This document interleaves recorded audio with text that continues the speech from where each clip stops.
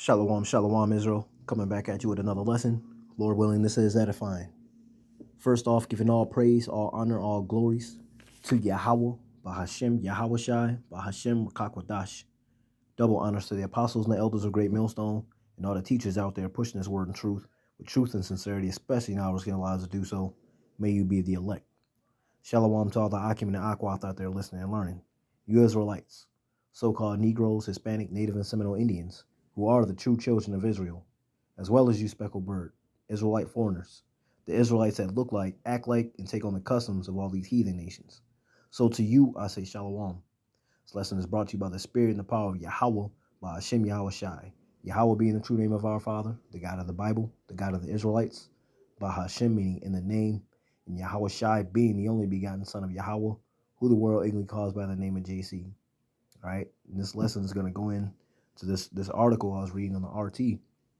All right, and it's talking about how, it speaks for itself. They're going to have Star Wars, right?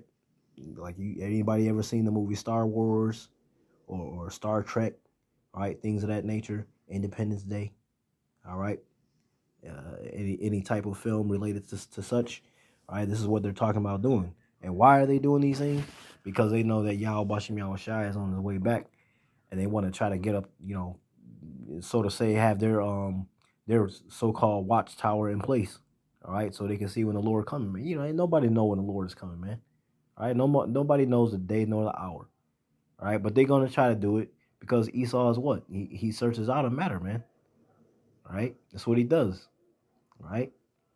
But nonetheless, we're gonna get this article, and then we're just gonna pull up a couple scriptures in relation to the subject matter. All right, so this is titled from RT News, all right, in the World News column, uh, stating Star Wars is coming. Top U.S. general, right? The top U.S. general is saying this. It says Russia, and this was published April 9th. Russia and China are rapidly building orbital capabilities, the Space Command head has said. All right, the photo, United States Space Force General Stephen N. Whiting, appropriately fitting, speaks alongside Commander, United States Strategic Command General Anthony J. Cotton. Wow, you can't make this shit up, man. All right. And it says the possibility of a conflict in space is no longer just theoretical, General Stephen Whiting, head of the U.S. Space Command, said on Tuesday, speaking at the 39th Space Symposium at the command's headquarters in Colorado Springs. Whiting painted an alarming picture of Russia and China orbital capabilities. China has built a, quote, kill web over the Pacific Ocean to find, fix, track, and yes, target U.S. and allied military capabilities, Whiting said, describing Beijing's efforts as moving at, quote, breathtaking speed. Since 2018, Russia has doubled and China has tripled the number of their intelligence, surveillance, and reconnaissance satellites in orbit, while also testing and fielding anti-satellite weapons. Meanwhile, the U.S. has, quote, the world's best space architectures, end quote, but its military constellations are, quote, optimized for a benign environment, he said. All right, everybody else getting ready except America. America always thinks shit smooth, man. America always think shit is grandma's tea, man. It's just sweet. Ain't shit sweet, man. You know, everybody else preparing. America just take their sweet time. Ain't nobody gonna bring us down. I said a queen. Who gonna dare to fuck with us, right? America just always laxed about things, man. All right. Further reading, it says Russia and Chinese space weapons, quote, hold at risk our modern way of life and how we defend this nation, and we must be able to deter and counter these threats when called upon to achieve space superiority, the general said. You see, America always trying to be the superiority over everything. All right, Babylon trying to take over everything, got everybody under her vibration. You see, even trying to dominate in the space quarters. Further reading, Whiting described a possible armed conflict in space as economical and environmental devastating, perhaps for decades, and said the U.S. wishes to keep things in a state of enduring competition. Instead, the U.S. is already working with Canada, Australia, and the UK on Operation Olympic Defender, a program intended to optimize space operations, according to the Space Command. Whiting announced that Germany, France, and New Zealand have been invited to join as well. He also revealed that the command's new Capability Assessment and Validation Environment, also known as CAVE, has achieved minimum viable capability.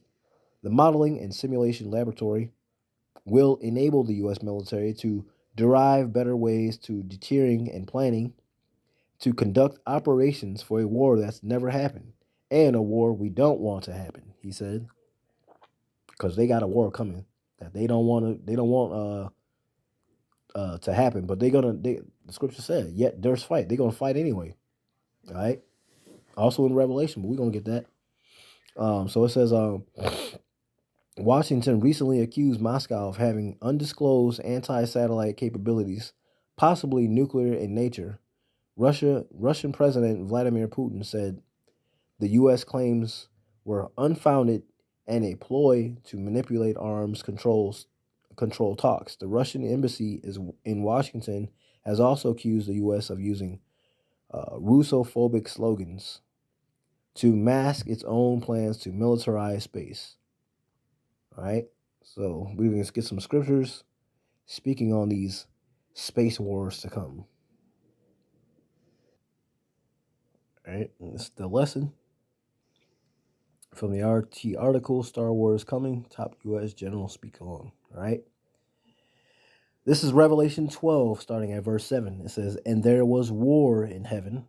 Michael and his angels fought against the dragon being of America, right? Esau, Edom in particular, fought against the dragon, and the dragon fought against his angels and prevailed not. As a matter of fact, before I even finish reading that, this is Amos 9:2. It says, though they dig into hell, then shall my hand take them, right? So they can have their little underground bunkers, all right? Try to bring as much food and raiment and whatnot, all right? Though they dig into hell, then shall my hand take them.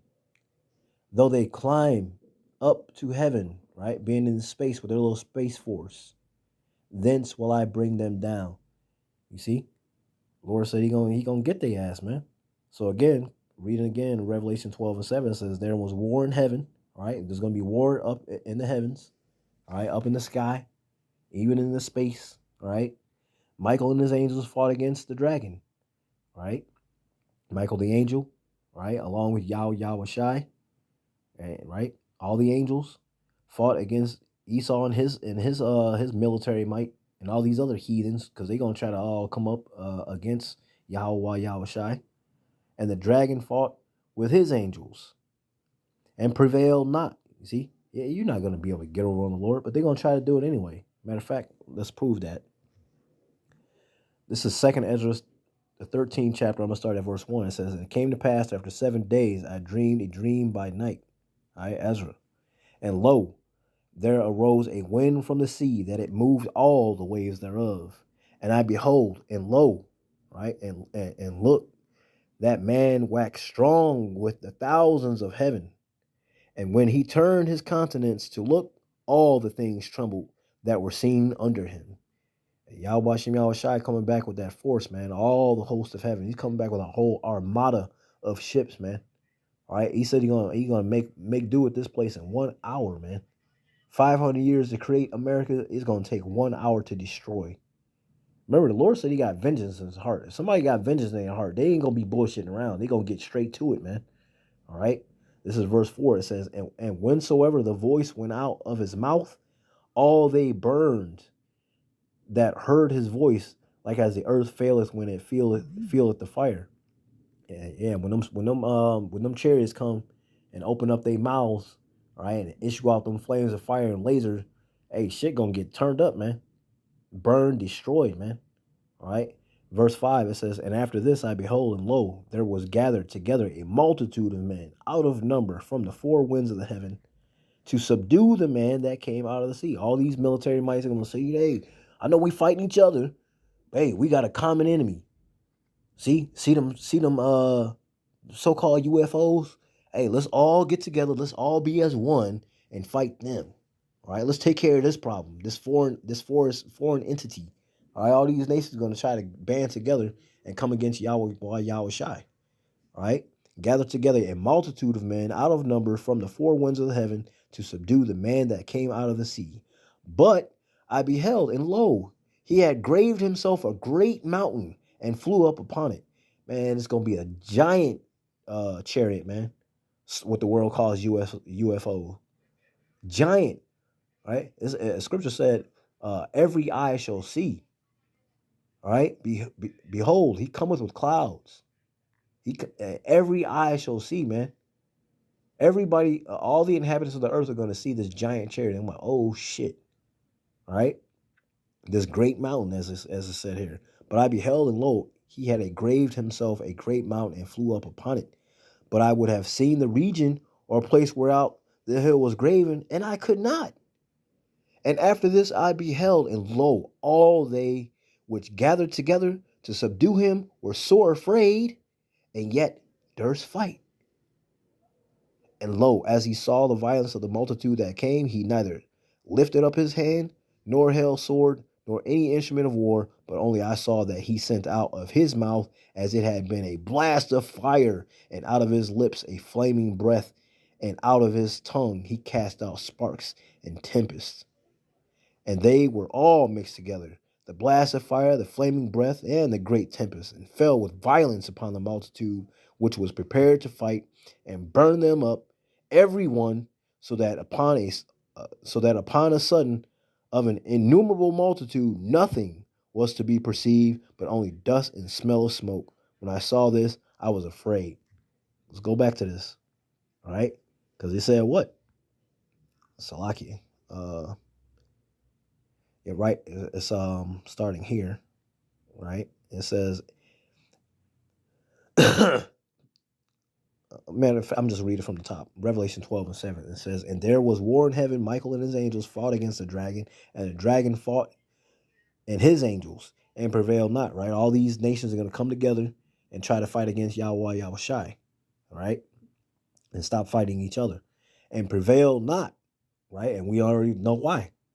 Right? He said when he opened up his mouth, the issue of fire and smoke come out, man. Tore their asses off, man. All right, that's why it says, and prevailed not. Neither was their place found any more in heaven. Destroyed every one of them. All right. And the great dragon was cast out, that old serpent called the devil. Right. Devil meaning deceiver. And Satan. Right. Satan meaning adversary. Which deceiveth the whole world. Did not Esau deceive the whole world? Right. Basically tell everybody he's the superior being, even though he's the vilest of men. He's the basest of men. Right, but told everybody that he's the superior being, right? Made the Lord look like them, right? So everybody would think and believe, okay, well, the Lord looks like them. They must be the superior people, right? And the great dragon was cast out, that old serpent called the devil and Satan, which deceived the whole world. He was cast out into the earth, and his angels were cast out with him. And we saw how. We saw why. All right? Them chariots going to be blasting their ass, man. Right? It says, Amos 9:2, though they dig into hell, then shall my hand take them. Though they climb up to heaven, thence will I bring them down. See that? Isaiah 2:19, it says, and they shall go into the holes of the rocks and into the caves of the earth for fear of Yahweh Shemel Shai, and for the glory of his majesty when he arises to shake terribly the earth. See? He's coming to destroy this place. And we saw that, man. Right? Matter of fact, let's read this one more again, because this is beautiful, man. All these people, like the article said, like, this is we're going to try to fight against Russia and against China, right? Eventually, when Yahweh Bashem Yahweh Shai come back, they're going to stop fighting each other and try to fight against Yahweh Bashem Yahweh Shai. All right? Again, 2 Ezra 13 and starting verse 1. And it came to pass, after 7 days, I dreamed a dream by night, and lo, there arose a wind from the sea, that it moved all the ways thereof. And I behold, and lo, that man waxed strong with the thousands of heaven, And when he turned his countenance to look, all the things trembled that were seen under him, right? That fear, right? And whensoever the voice went out of his mouth, all they burned that heard his voice, like as the earth faileth when it feeleth the fire. And after this I beheld, and lo, there was gathered together a multitude of men out of number from the four winds of the heaven to subdue the man that came out of the sea. Because they're going to see everybody getting decimated, and they're going to say, you know what? Hey, instead of us fighting each other, let's fight this common enemy we have. All right? Let's band together and try to fight against the Lord. Stupid. All right. And after this I beheld, and lo, there was gathered together a multitude of men out of number from the four winds of the heaven to subdue the man that came out of the sea. But I beheld, and lo, he had graved himself a great mountain and flew up upon it. But I would have seen the region or a place whereout the hill was graven, and I could not. And after this I beheld, and lo, all they which were gathered together to subdue him were sore afraid, and yet durst fight. And lo, as he saw the violence of the multitude that came, he neither lifted up his hand, nor held sword, nor any instrument of war. But only I saw that he sent out of his mouth as it had been a blast of fire, and out of his lips a flaming breath, and out of his tongue he cast out sparks and tempests. And they were all mixed together, the blast of fire, the flaming breath, and the great tempest, and fell with violence upon the multitude. Right? He was cast out, him, that old serpent, him and all his angels with him, and fell with violence upon the multitude which was prepared to fight, and burned them up every one, so that upon a sudden of an innumerable multitude nothing was to be perceived, but only dust and the smell of smoke. When I saw this, I was afraid. The Lord tore their ass down, bro. You couldn't even make sense what was what. All you knew was burnt metal everywhere and smoke. They're gonna try to come against the Lord and die a horrible death, man. Call Halayim La Yahweh Shem Yahweh Shai. All right, so with that, hey man, Lord willing, this is edifying, giving all praise, all honor, all glories to Yahweh, by Hashem Yahweh Shai, by Hashem Kakwadash. Double honors to the apostles and the elders of Great Millstone, and all the teachers out there pushing this word and truth with truth and sincerity, especially now risk your lives to do so. May you be the elect. Hey man. Kwam Yasharallah, a Baba Ball, and Shalom.